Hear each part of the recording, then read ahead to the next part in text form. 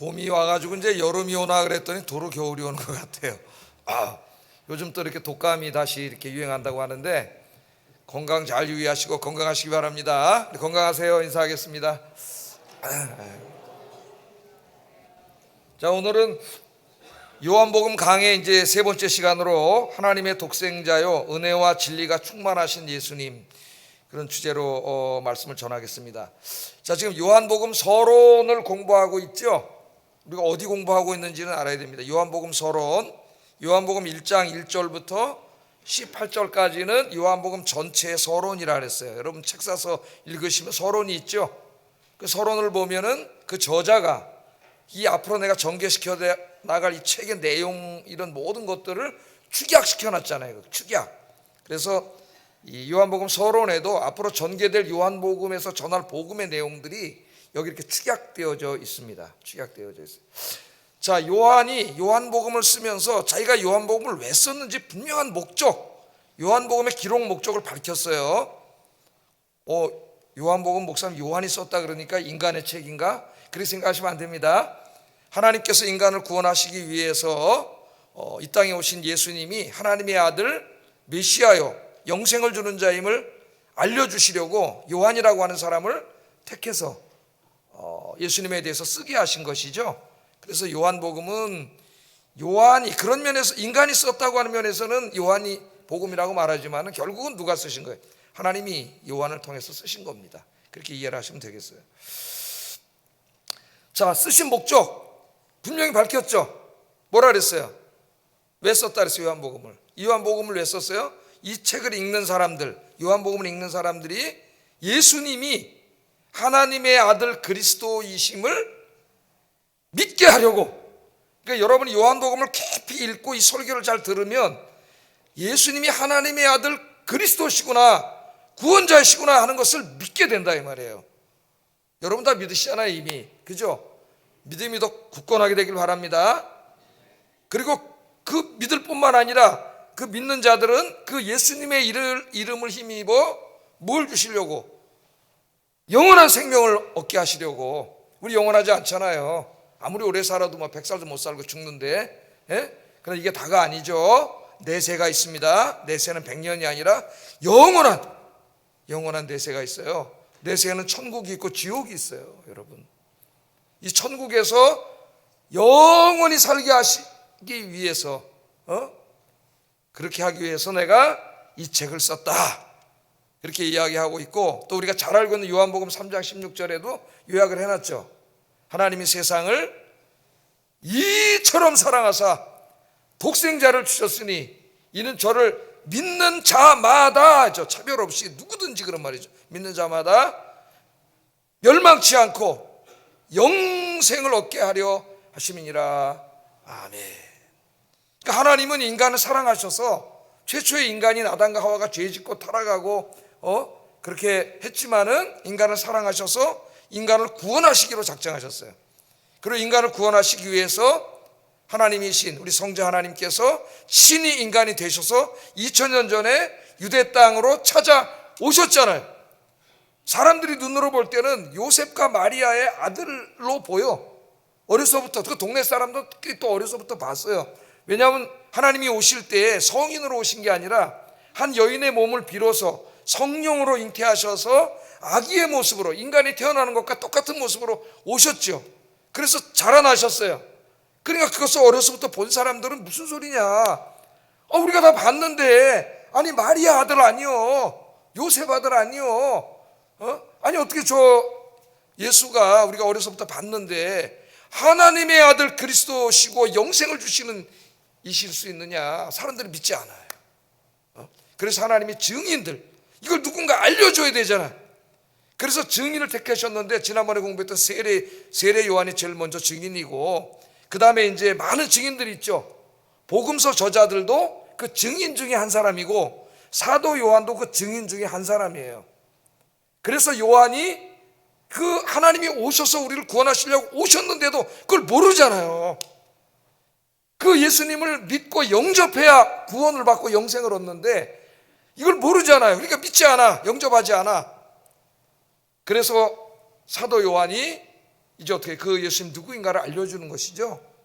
그래서 이제 서론 부분에 우리 첫 시간에 공부한 게 1절에서 4절까지 우리가 이렇게 공부를 했습니다. 뭐라고 선포했어요? 예수님을 창조주여 영생을 주시는 하나님의 아들로 그렇게 선포를 했습니다. 그러니까 사람들이 아까 제가 서론에 말한 것처럼 무슨 말이냐, 어떻게 우리가 다 봤는데 마리아의 아들인데 어떻게 하나님의 아들일 수 있느냐, 인간이 어떻게 하나님일 수 있느냐, 뭐 오늘날도 그렇게 물어보죠 사람들이. 본문은 이 질문에 대한 대답이에요. 대답. 어떻게 그 예수님이 하나님이신가, 하나님이 어떻게 인간이 되셨는가 하는 것을 오늘 설명해 주는 말씀입니다. 그래서 오늘 말씀을 듣는 중에 영생을 주시는 예수님을 여러분 인격 속에 만나고 또 예수님이 주시는 은혜를, 그 은혜가 여러분의 인생에 충만하게 흘러넘치는 시간 되기를 주의 이름으로 축복합니다. 오늘 제 설교하려는 요지혜니까 오늘 설교의 서론이에요. 서론. 자, 여러분 한번 오늘 본문을 보겠어요. 자, 2000년 전에 유대 땅에 사셨던 예수님은 누군가? 계속 예수님이 태어나신 때부터 지금까지 계속 사람들이 논쟁을 하고 있습니다. 지금까지 계속 논쟁을 하고, 예수님은 정말 하나님의 아들 그리스도 메시아요 구원자인가? 아니면 그냥 인간인가? 훌륭한 모범적인 인간인가?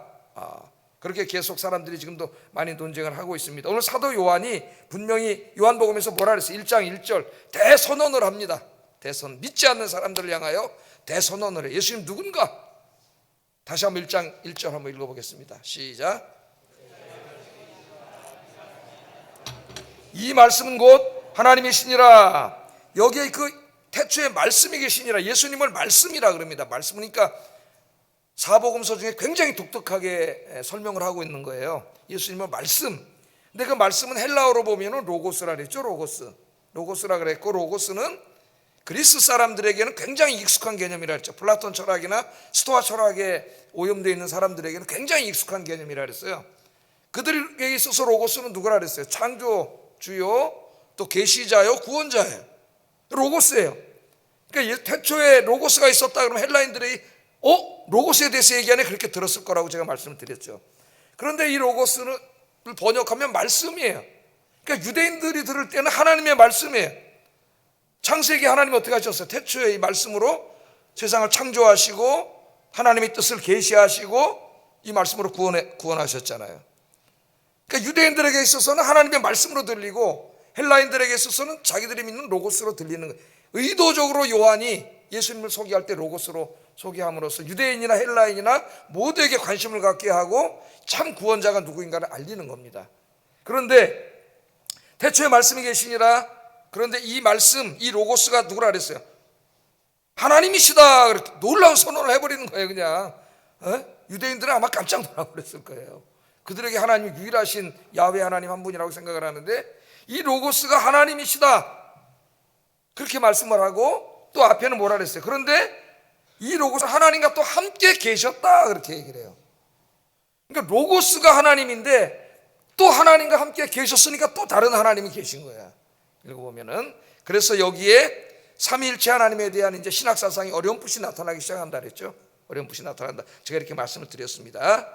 자, 오늘 이 말씀이 이제 이 예수님에 대한 이 궁금해하는 사람들에 대한 이 대답인데, 자, 이 예수님이 누구인가?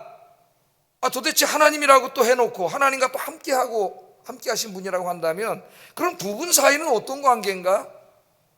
유대인들에게는 하나님은 유일하신 한 분 하나님, 야훼 하나님인데 두 분 하나님으로 들려진단 말이죠. 여기에 대한 대답입니다. 14절에 보면 우리가 그 영광을 보니 아버지의 독생자의 영광이다. 그래서 아까 로고스도 하나님인데 로고스와 함께 있던 하나님이, 로고스 하나님이 뭐라고 얘기하는 거예요? 아버지 얘기하는 거죠. 아버지. 그 아버지의 독생자의 영광. 그러니까 아버지의 독생자라는 말이에요. 그래서 우리말로 이제 우리가 외아들이라 하잖아요. 하나님 외아들을 주셨다. 근데 우리가 외아들이라고 할 때는 내가 낳았다는 의미가 있잖아요. 우리말에는. 그래서 이게 이단들이 자꾸 나오는 거예요.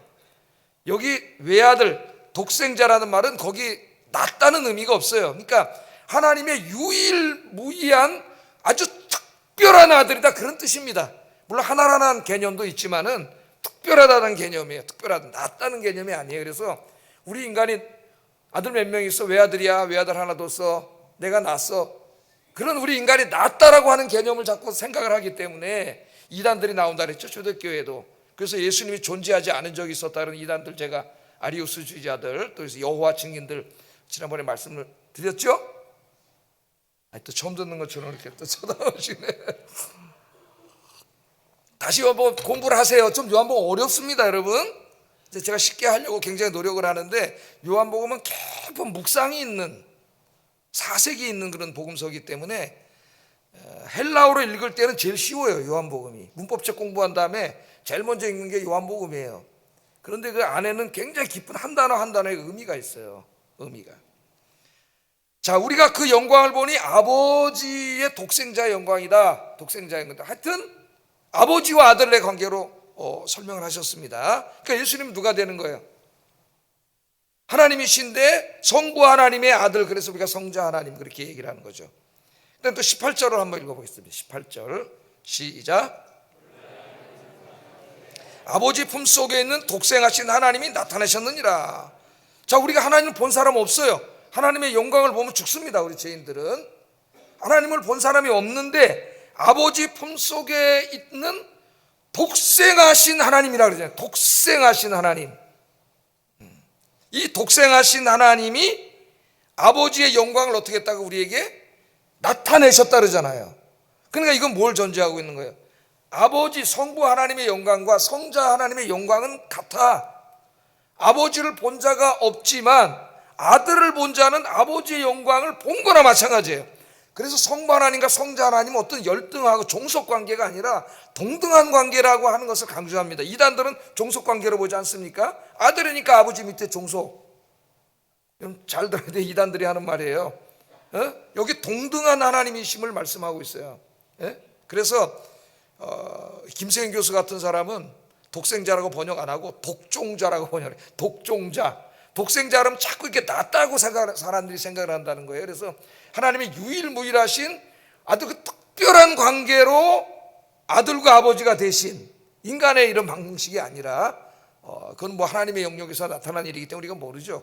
그래서 그분은 종류할 때 종자를 써가지고 독종자라고 번역을 해요. 독생자 이렇게 번역합니다.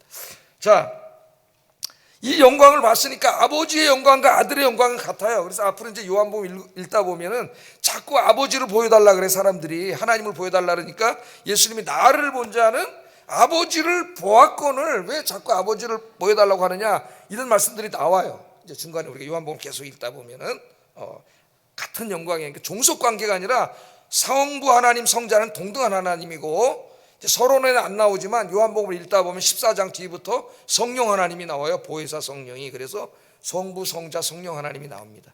이렇게 나오고 있습니다. 자, 요한이 하여튼 여기서 지금 요한이 강조하고자 하는 건 뭐예요? 사람들이 안 믿잖아요. 저 예수님은 마리아와 요셉의 아들이고 그 다음에 이제 시간이 지난 다음에는 로마인들에게 체포당해가지고 로마의 정치범으로 십자가에서 죽은 사람 아니냐. 아니 저 어떻게 하나님이냐. 그게 믿질 않잖아요. 사람들이 믿질 않아요. 그래서 오늘 요한복음 벌써 이 서론에서 벌써 뭘 말하는, 앞으로 요한복음 전체를 전개시키기 전에 서론에 딱 못 박는 게 뭐예요? 예수님은 단순한 인간이 아니라는 거예요. 이분은 인간의 몸을 입고 인간이 되신 창조주 하나님이시면서 영생을 주시는 하나님이시다. 할렐루야. 그런데 유대인들이 헷갈릴까봐 성부 하나님과 성자 하나님을 구분해서 설명해 준 겁니다. 간단하게 나와 있지만 깊은 의미가 이 안에 담겨 있어요. 이제 요한복음 공부해 나가면서 계속 그게 나올 거예요. 자, 요한복음의 중요한 주제 중에 하나가 오늘 나오는 이 영광이라는 주제입니다. 영광. 성경에 보면 영광이라는 말이 많이 나와요. 영광. 자, 이 영광이 뭐냐? 영광이 하나님에 대해서 쓰여졌을 때 영광이 뭐냐? 하나님은 우리가 볼 수 없습니다. 보면 죽어요. 그런데 그 볼 수 없는 하나님, 그 볼 수 없는 하나님이 하나님의 은혜 가운데 어떤 때는 특별히 사람들에게 볼 수 있게 나타나신 적이 있어요. 볼 수 있는 모습으로. 그때 그 사람들이 볼 수 없는 하나님을 볼 수 있는 가운데 이렇게 비저블하게 보았을 때 사람들은 뭐라 그러냐면은 내가 하나님의 영광을 봤다 그렇게 얘기를 해요. 하나님을 봤다가 아니라 하나님의 영광, 히브리 말로 하나님의 쉐키나를 봤다, 하나님의 영광을 봤다, 그렇게 이야기를 합니다. 예를 들면은 출애굽기 16장에 보면 광야길 가다가 먹을 게 없잖아요. 광야길에 200만 명이 있는데 뭘 먹을 거야, 사막에서. 그래서 기도를 했더니 하나님이 뭘 내려주셨어요? 하늘에서 만나를 내려주셨죠. 만나와 또 메추라기를 내려주셨어요. 그래서 40년 동안 하나님이, 이 놀라운 일이잖아요, 여러분. 그래서 그들이 만나와 메추라기를 볼 때마다, 그 만나와 메추라기를 볼 때마다 그때 말씀하셨던 하나님, 즉 하나님의 영광을 봤다네. 하나님의 영광을 봤다. 그게 하나님의 영광을 본 거잖아. 어떻게 200만 명이 매일 먹을 음식이 내려와요? 그때 하나님의 영광을 봤다 그랬어요. 또 그 이스라엘 백성들이 광야길 갈 때에 구름 기둥과 불 기둥으로 지켜주셨죠. 낮에는 구름 기둥으로, 밤에는 불 기둥으로. 그 사람들의 눈으로 볼 때는 구름 기둥과 불 기둥이에요. 그런데 그것을 보고 이스라엘 백성들이 뭐라 그랬어요? 우리가 하나님의 영광을 봤다 그래요. 또 이스라엘 백성들이 광야길에서 회막을 만드셨죠. 회막, 성막을 만들었을 때 출애굽기 40장에 보면은 구름이 그 회막을 덮잖아요. 솔로몬이 성전을 지었을 때도 구름이 회막을 덮어요. 그때 성경이 뭐라 그래요? 하나님의 영광이 임했다래. 그러니까 그게 그냥 구름이 아니에요. 우리는 하나님을 볼 수 없지만 그 구름의 형태로 사람이 비전을 볼 수 있도록 임했을 때 그들은 우리가 하나님의 쉐키나를 봤다. 하나님의 쉐키나, 하나님의 영광을 봤다. 자, 이러한 배경 속에서 오늘 이 말씀을 읽어야 됩니다. 사람들은 예수님을 보고 그냥 인간 예수밖에 몰라. 그런데 오늘 사도 요한은 뭐라 그래요? 내가 예수님은 독생자 하나님의 영광이라는 거예요. 영광. 그러니까 예수님이 누구예요? 믿음이 없는 사람들이 볼 때 그냥 한 사람의 인간이지만은 사도 요한은 예수님 안에 임한 뭘 보고 있어요? 하나님의 영광을 보고 있는 거예요. 구약 시대에는 구름의 모습으로, 불기둥의 모습으로 그렇게 보이셨던 하나님, 이제는 인간이 되셔갖고 인간의 모습으로 찾아오신 거죠. 그분이 바로 누구예요? 하나님의 영광이라는 거예요. 하나님의 영광. 하나님이시라는 거예요. 쉽게 얘기하면 이분이 바로 하나님이시다. 그것을 이야기하고 있습니다. 사람들이 물을 거예요. 요한에게 이렇게 말하면 뭐라 그럴까요? 네가 어떻게 알아? 그럴까? 네가 그분이 하나님인지 어떻게 알아? 증거를 대봐. 그럴 거 아닙니까? 네가 어떻게 알아? 그러지 않겠어요? 오늘날도 많은 사람들이 성경을 읽고 있습니다. 예수 믿는 여러분만 읽는 게 아니에요, 여러분. 우리 얼마 전에 돌아가신 이효령 선생 같은 분은 무신론자로 사는 70평생 동안에 성경을 엄청 읽었다 그래요. 성경. 참 부끄러운 일입니다. 우리 그리스도인들이 성경을 안 읽어요. 그 무신론자 지식인들도 성경을 엄청 읽어요. 성경을. 물론 비판을 하지만은 성경을 읽어요. 많은 사람들이 성경을 지금 읽고 있어요. 성경을 또 연구하고 있습니다. 그래서 지금 제가 뭐 설교할 때마다 말씀을 하지만은 서구의 많은 그 내노라는 석학들이 평생에 걸쳐서 예수님에 대해서 연구하고 있어요. 역사적 예수 연구라고 하는데 역사적인 한 인물을 연구하는 그런 방식으로 예수님도 역사의 한 인물로 보고 연구를 하는 거예요. 그럼 예수님에 대해서 나타난 자료들이 있을 거 아닙니까? 사료들이. 그 사료들을 다 모아가지고 정말 예수님이 누군가, 예수님이 하나님의 아들이라고 전제하지 않고 정말 귀납적으로 다 자료들을 연구해 봤을 때 예수님 누구냐 하는 이런 식의 연구 방법을 역사적 예수 연구 방법이라 그래요. 그러니까 이수신 장군이나 세종대왕을 연구하는 것처럼 그 사람들 연구하려면 어떻게 해야 돼요? 그 사람들에 관해서 기록한 사료들을 다 찾아가지고 연구를 하잖아요. 어떻게 연구하는 식으로? 그런 식으로 연구를 하는데 세계적인 석학들이 지금도 계속 연구를 해서 논문과 책들이 많이 나오고 있다 그랬죠. 따라가서 읽기도 읽을 수도 없어요. 너무 자주 많이 나오고 읽을 수도 없는 논문들이 계속 나오는데 이 사람들이 뭐라 그런다 그랬어요? 예수님을 다 연구해놓고 예수는 한 유대인의 랍비다. 랍비. 하나님의 아들이 아니고 훌륭한 랍비다. 이렇게 두꺼운 책을 써서 결론이 그겁니다. 또 어떤 사람 아니야. 저 예레미야 같은 한 사람의 선지자. 구약에도 선지자가 많았잖아요. 그냥 선지자지 무슨 하나님이냐. 선지자다. 어떤 사람은 견유 철학자다. 디오게네스 같은 사람. 저 햇빛 안 들어오니까 알렉산더한테 좀 비켜주시오 그랬던 디오게네스 같은 철학자다. 어떤 사람은 혁명가다. 브랜던이라고 하는 사람 지방에 가면 책이 다 있어요. 그런 책이 이렇게 두꺼운 책들이 있어요. 쭉 꽂혀 있어요. 혁명가다. 혁명가. 자기 민족의 해방을 위해서 이랬던 혁명가. 그 정치신학자들이 좋아할 거예요. 혁명가다. 또 어떤 사람들은 예수님은 정말 훌륭한 인간, 모범적인 인간, 훌륭한 인간이지만 하나님은 아니다. 이런 것들이 수도 없이 쏟아져 나오고 있습니다. 지금 지성세계에 영향을 미치고 있어요. 여러분, 왜 평생 동안 예수님을 이렇게 연구하면서 성경도 읽으면서도 그 사람들은 예수님 안에 있는 하나님의 영광을 보지 못하는 거야. 그냥 예수 인간만 보는 거예요. 인간만. 왜 그럴까요, 여러분? 똑같은 과정을 겪었던 사도 바울이 이렇게 얘기합니다. 고린도전서 1장 21절 한번 읽어보겠습니다. 시작.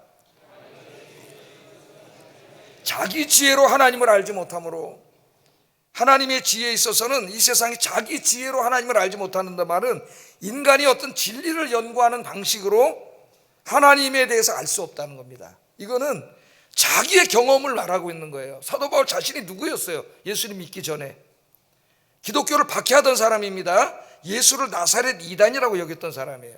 그럼 바울은 누구예요? 구약 성경의 최고의 학자예요. 구약 성경.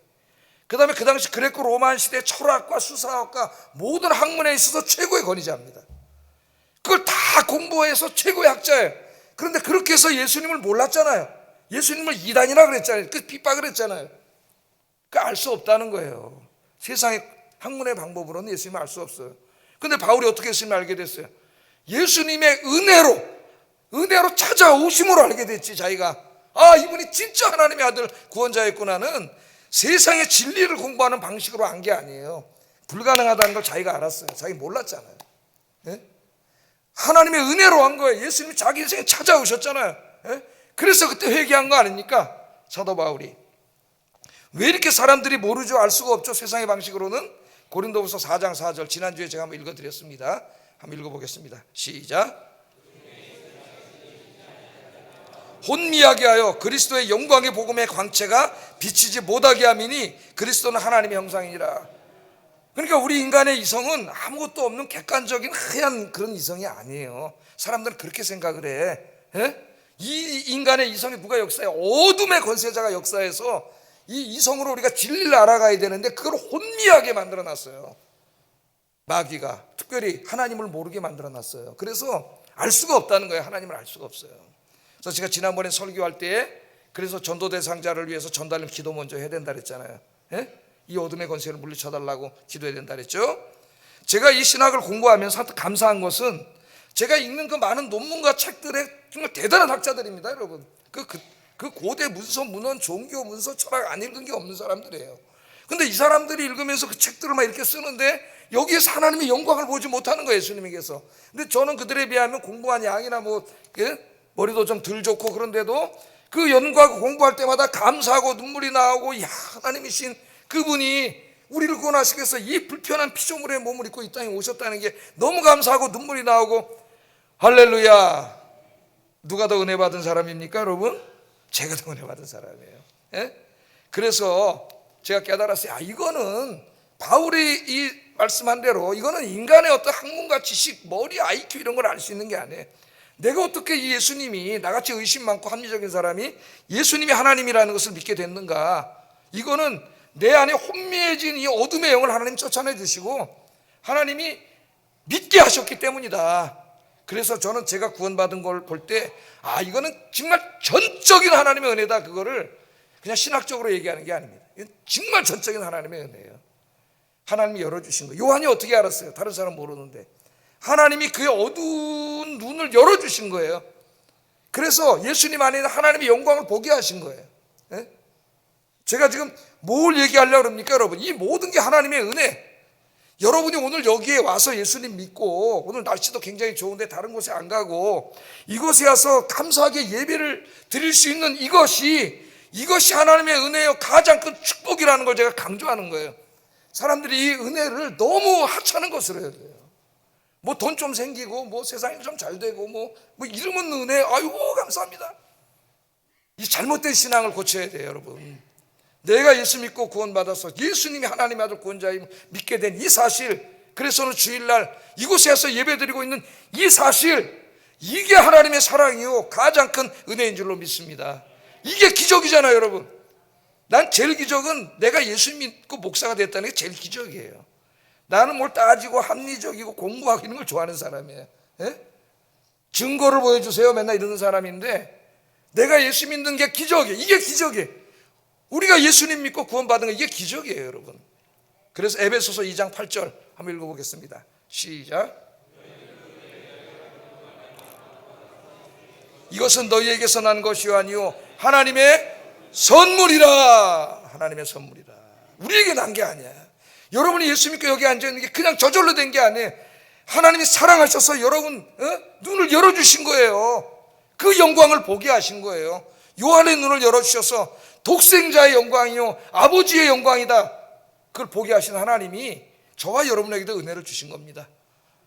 늘 감사하며 사시기를 주의 이름으로 축복합니다. 그렇기 때문에 우리가 이제 뭘 얻게 돼요? 영생을 얻게 되죠. 이까짓 거 누구나 다 죽죠. 안 죽는 사람이 어디 있어요? 죽어요. 뭐 조금 더 누가 길게 사냐 짧게 사냐 차이지, 다 죽습니다. 그러다 그걸로 끝나나요? 영원한 세상이 있잖아요. 거기서 영원한 생명을 얻잖아요. 천국에서 내세가 있어요. 내세는 천국과 지옥이 있습니다. 이 세상은 하나의 세상이지만 내세는 천국과 지옥이 있어요. 천국에서 하나님과 영원히 행복하게 사는 축복을 받은 줄로 믿습니다. 이 소망을 가지고 살아야 돼. 이 소망을 가지고. 자, 근데 그 다음에 또 여기서 끝이지 않습니다. 은혜가 단지 내가 제사함 받고 구원받아 영생을 얻는 데서 끝이지 않아요. 여러분 예수 믿는데 죽을 때까지 살아야 되잖아요, 이 땅에. 그런데 오늘 말씀을 보면은 우리를 죄를 사하시고 구원해 주셨을 뿐만 아니라 영생을 약속해 주셨을 뿐만 아니라 예수 믿은 다음부터 하나님의 은혜가 우리의 삶 속에 흘러 넘쳐 들어온다는 거예요. 이 평생 사는 동안 하나님의 은혜가 없이는 우리가 행복하게 살 수가 없어요. 돈 가지고는. 돈이 행복하게 줍니까 여러분? 하나님의 은혜에 충만하지 않으면 살 수가 없어요. 그 은혜를 충만하게 주신다는 거예요. 그 말씀이 14절 말씀입니다. 한번 읽어보겠습니다. 시작.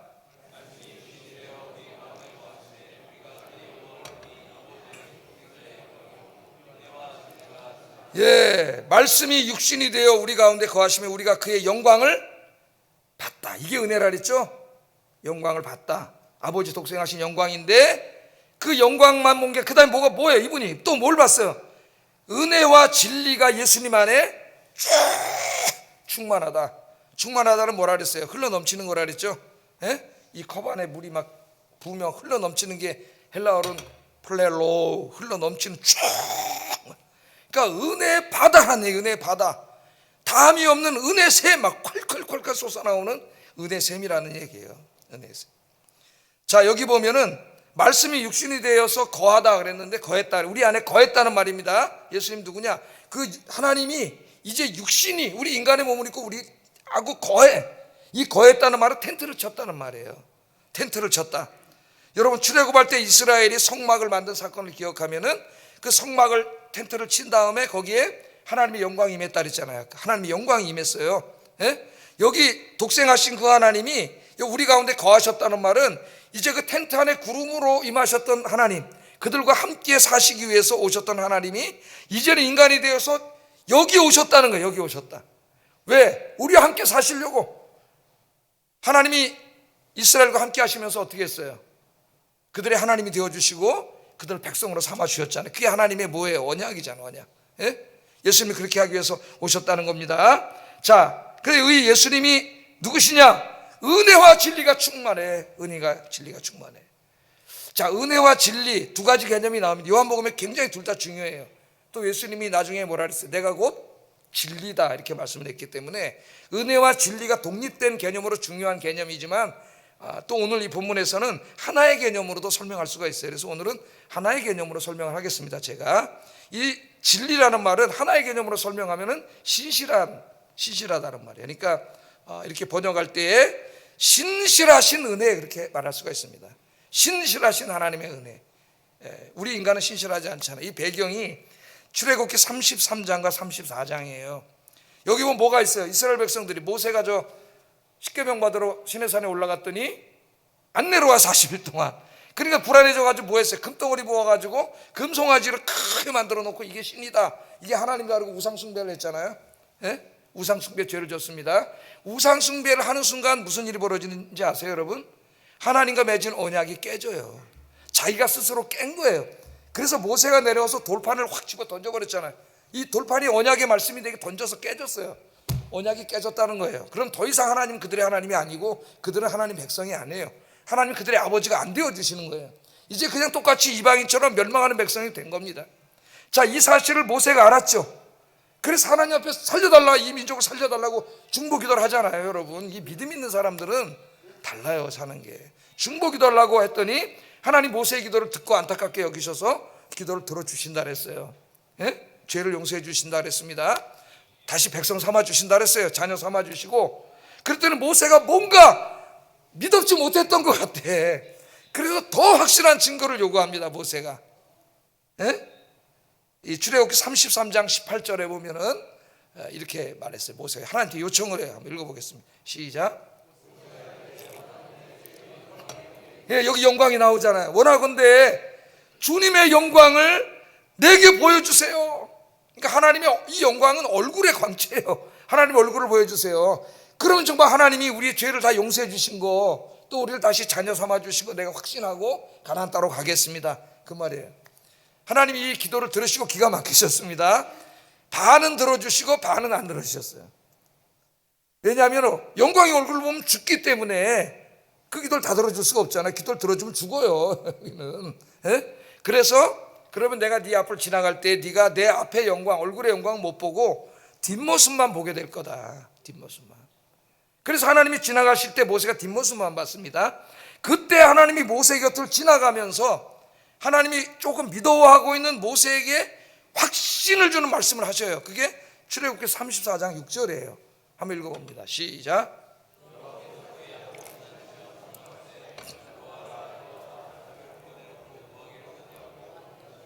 노하기를 더디하고 인자와 진실이 많은 하나님이라.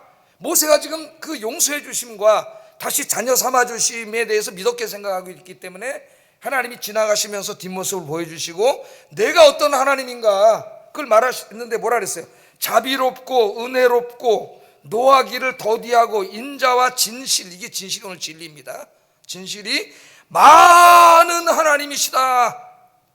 그러니까 오늘 여기에 은혜와 진리는 이 긴 말씀을 두 단어로 축약시켜 놓은 거예요. 축약시켜 놓은 거예요. 그러니까 이 말은 뭐냐면은 너희와 언약을 맺었잖아요. 나는 네 하나님 되고 너는 나의 백성이 되는데 내가 언약의 신실한 하나님이 되겠다, 신실한 은혜가 되겠다는 거예요. 그 말씀은 뭐예요? 우상숭배한 죄를 용서해 주겠다, 다시 너희를 내 자녀로 삼아 주겠다, 내가 너희 하나님이 되어 주겠다 하는 이 약속입니다. 그런데 오늘 예수님이 오셨는데 이 말씀을 하시는 거예요. 이 예수님 누구예요? 바로 그 하나님이세요. 말씀하셨던 그 예수님이 오셨는데 바로 은혜와 진리가 충만하신, 신실하신 은혜가 충만하신 분이 오셨어요. 근데 우리 예수님은 단지 이제 유대인 이스라엘의 하나님만이 아니라 저 아담이 죄 짓고 타락한 이후에 인간이 지은 모든 죄를 다 용서해 주시고 죄 짓고 하나님 떠나서 하나님과 상관없는 자가 된 인류를 다시 하나님의 자식들로 하나님이 받아주시기 위해서 오신 분이다. 그게 바로 뭐예요? 은혜와 진리가 충만한 분이다. 이 안에 이 깊은 뜻이 담겨 있는 거예요. 이 안에. 그래서 여기에 하나님의 은혜, 신실하신 은혜란 말이라 그랬죠. 은혜와 진리는. 이 신실하신 은혜, 참 은혜는 1차적으로는 우리를 죄를 사해 주시고 우리를 구원하셔서 영생을 주시는 이 은혜를 말합니다. 1차적으로 성경의 은혜를 말할 땐 구속의 은혜예요. 그래서 구속의 은혜. 그런데 오늘 말씀해 보면은 이 은혜가 꼭 이 죄사함과 구원받는 것에 멈추지 않고 구원받은 사람 인생에 흘러들어와. 이게 우리가 예수 믿고 구원받았지만 여러분 죽을 때까지 살아야 되잖아요. 이 땅에 사는데 우리가 행복하게 살려면 뭐가 필요한지 아세요? 하나님의 은혜가 흘러들어와야 돼요. 은혜가 돈이 흘러들어온다고 사는 게 아니에요. 이게 어리석은 인간들이 자꾸 그렇게 생각을 하는 거예요. 세상에 쏘가서 하나님의 은혜가 흘러들어와야 돼요. 은혜가. 네? 자, 그래서 14절 한번 읽어보겠습니다. 14절 시작. 16절 시작. 은혜 위에 은혜로라. 은혜 위에 은혜로. 자, 예수님은 어떻게 그의 은혜가 충만하셔. 충만한 아까 넘치는 것이라, 넘쳐 큰 은혜 바다고 계속 은혜가 넘치는 예수님이신데 그러니까 예수님의 은혜를 우리가 받을 때 뭐 우물 가물었을 때 쫙 바가지 퍼내가지고 없는, 물도 없는데 간신히 꺼내서 막 조금씩 쓰는 그런 은혜가 아니에요. 충만이야, 충만. 예? 아무리 갖다 퍼다 써도, 아무리 우리가 마셔도, 아무리 흘러나와도 이게 멈추지 않고 중단되지 않는 담이 없는 은혜예요. 그런데 그러니까 그 다음에 뭐라 그랬어요? 은혜 위에 은혜다. 이게 무슨 말입니까? 은혜 위에 또 은혜가 있으니까 이게 더하기라는 말이에요. 은혜 위에 은혜가 더한다는 말이니까 은혜 위에 은혜 위에 은혜 위에 담이 없는 충만한 은혜의 강가를 말하는 거예요. 충만한 은혜, 충만한 은혜. 여러분, 우리가 하나님 떠났을 때를 생각해 보세요. 인간이 죄 짓고 하나님 떠났을 때 뭐가 찾아왔어요? 죄와 죽음과 질병과 고통이 찾아왔습니다. 이 네 가지가 인간에게 찾아옴으로써 인간은 행복하게 살 수 없어요, 이 땅에. 우리 인간이 살아가면서 당하는 모든 고통은 이 네 가지로부터 흘러나오는 거예요, 다. 예? 그래서 병도 나고 실질적인 고통도 우리에게 찾아오고 불안하기도 하고 우울하기도 하고 괴롭고 힘들고 막 미워하기도 하고 이런 모든 인간의 고통이 여기서 다 나온 거예요. 그러니까 이 문제가 해결되지 않고는 인간은 행복할 수가 없어요. 근데 이 문제를 해결할 수 있는 방법이 없어요, 인간에게는. 누구만 해결해 주실 수 있어요? 예수님, 하나님만이 해결해 줄 수 있는 거예요. 언제 해결됩니까? 은혜의 강수가 우리에게 흘러 넘쳐야 돼요, 우리 인생에. 그래서 영접하고 예수 믿고 영접하는 자에게는 이 우리의 인생을 치유하시는 하나님의 은혜가 흘러 넘쳐 들어와요. 그래서 여러분이 예수 믿고 구원받으면은 제일 먼저 뭐가 찾아옵니까? 마음이 평안이 찾아와요. 예? 마음 평안이 찾아오면 불안하고 우울한 마음이 다 사라져요. 마음에 기쁨이 넘쳐나고 무기력하고 막 무능력감을 느끼던 사람들이 어떻게 돼요? 그게 다 사라지고 갑자기 희망과 소망이 넘치고 인생에 활력이 넘치고 꿈이 막 생기고. 이게 뭐예요? 치유예요, 치유. 하나님의 은혜가 나올 때 치유가 이루어지는 거예요. 그런데 여러분, 여기서 우리가 하나를 꼭 기억하셔야 됩니다. 예수님이 이렇게 말씀하셨어요. 마태복음 11장 28절 읽어보겠습니다. 시작. 아멘. 제 설교를 듣고 어떤 분들이 의아하게 말씀할 겁니다. 대부분이. 저도 예수 믿고 구원 받았는데 그런 은혜가 안 흘러 넘쳐오는데요. 나 여전히 걱정하고 염려하고 우울하고 불안하고 화도 나고 어떤 때는 무력감을 느끼고 무기력을 느끼고 막 괴롭고 힘들고 이런데요. 왜 그럴까요, 여러분? 오늘 예수님이 그랬잖아요. 다 내게로 오라, 내가 너희를 쉬게 하리라. 우리가 예수 믿고 구원받아서 이 은혜를 받았지만은 우리가 이 평생 동안 살아가면서 이 은혜를 매일 누리기 위해서는 예수님의 은혜의 강가에 나와야 돼. 예수님이 오라 그랬잖아요. 은혜의 강가에 나와서 그 은혜의 강수, 은혜의 생수를 마셔야 돼요, 매일. 그래야 이 인생의 갈증이 해결이 돼요, 해결이.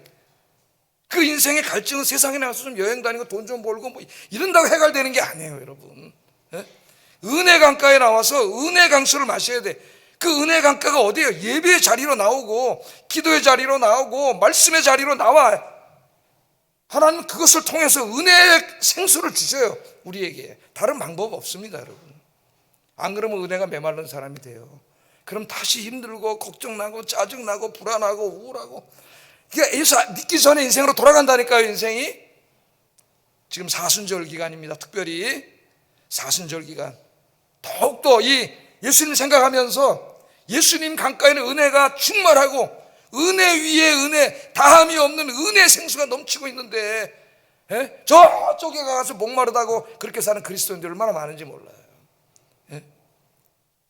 그 유명한 그 필립 얀시가 쓴 그런 책이 있잖아요. 옛날에 그 아메리카 탐험대들이 유럽에서 그리스도인들이 거기 막 탐험해서 이제 막 들어오다가 이미 이제 수원에 들어왔어요. 강가로 아마존강에 들어왔는데 아마존강이 너무 넓어가지고 아직까지 대서양인 줄 알았어요, 그 사람들이. 근데 물이 다 떨어지고 너무나 목이 말라. 근데 물을 어떻게 해야 돼요? 강물이니까 퍼서 마시면 되잖아. 바닷물인 줄 알고 안 마신 거예요. 이 필립 얀시가 이 이야기를 하면서 우리 그리스도인들의 어리석음에 대해서 이야기하는 겁니다. 은혜의 강물이 흘러넘치고 있는데 그 은혜 강가에 나와서 물을 마시지 않고 세상에 나가서 그 은혜를 갈구하는 어리석은 그리스도인들, 여러분, 이 삶을 포기하고 이 사순절 기간을 맞이해서 은혜의 강가로 날마다 나오시기를 주의 이름으로 축복합니다. 그럼 여러분 행복해져요. 행복해져. 야, 이런 세상이 있었나? 딱 열리는 거예요, 여러분. 이 은혜 세계가 열리기를 주의 이름으로 축복합니다. 기도하겠습니다. 자, 두 가지를 기도합니다. 나의 죄를 사하시고 영생을 주시기 위해 인간이 되신 예수님의 사랑과 은혜를 기억하면서 나의 눈을 열어 주님의 영광을 보게 하신 이 은혜 감사. 첫째는 감사해요, 여러분. 은혜 감사하게 하소서. 두 번째는 늘 예수님의 은혜의 강가에 가서 은혜의 생수를 마시게 하시고 내 삶에 주님의 은혜가 흘러 넘침으로 평강과 기쁨과 지혜와 능력과 희망과 활력이 넘치는 인생이 되게 하소서. 이게 은혜예요, 여러분. 기도하겠습니다. 사랑과 은혜가 충만하신 아버지 하나님, 감사합니다. 오늘 나 같은 죄인을 구원하신, 그래서 창조주이신 주님께서 인간이 되신, 또 나의 눈을 열어주셔서 주님의 영광을 보게 하신 이 놀라운 은혜, 오늘 깨달아 싸우니 이 은혜 하나만 생각해도 평생 감사하며 살 수 있도록 주님 인도해 주시고, 뿐만 아니라 은혜의 자리, 은혜의 강가로, 예배의 강가로, 기도의 강가로, 말씀의 강가로 날마다 나가서 이 은혜의 생수를 마심으로 하나님의 은혜가 충만한 행복한 인생이 되도록 주님께서 인도해 주시옵소서. 예수님 이름으로 기도드립니다. 아멘.